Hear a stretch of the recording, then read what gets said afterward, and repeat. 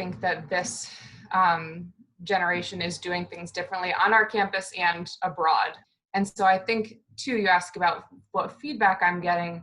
In the past year, that's something I've noticed. There is an increase in empowerment and enthusiasm, and there's still that block of young people who will say to me and have said to me throughout, basically, my vote doesn't matter, so why should I bother?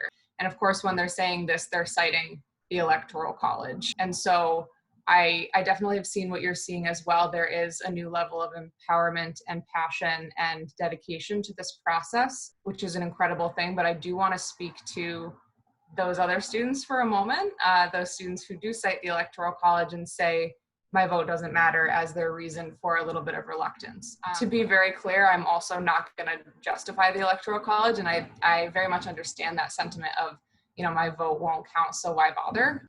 And I think that we really need to continue to think critically about the flaws of the Electoral College system and, how a person could lose an election by 2.5 million votes and still rise to the seat of presidency in the United States, and why the United States is the only democracy that doesn't respect the popular vote. But, keep having those conversations and stay angry about this, but kind of vote anyway. And the reason why is a lot of what you're saying. Last year, the number of eligible young voters in the United States actually surpassed the number of voting boomers.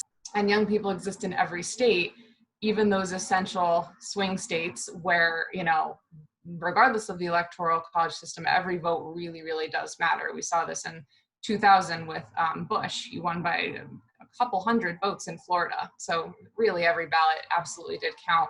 Again, there are more of us now than there ever have been. And I think in 2020, we have three really important things that make us capable of deciding this election. We have the numbers, the fact that there are more of us. We have the resources, and we have the platform. And with these resources, we have a new ability to connect virtually and participate in a massive cultural shift, which is kind of what you're speaking about. And we've done this before. We've been doing this. This is how March for Our Lives happened. This is what's inspiring, a total new wave of the Black Lives Matter movement. And these national movements really empower young people to behave differently, all people to behave differently. So I want people to think about voting as a movement and a call to young people to basically turn out in numbers like never before and become the most powerful voting bloc in the country. So even if you are a registered voter in Connecticut, for example, and you're saying to yourself, well, because of the Electoral College, Connecticut will vote Democrat every time, it doesn't really matter what I do, you aren't totally wrong, but your choice to abstain from voting perpetuates a culture in which young people are isolated from politics. Your decision to participate in the process rather than be apathetic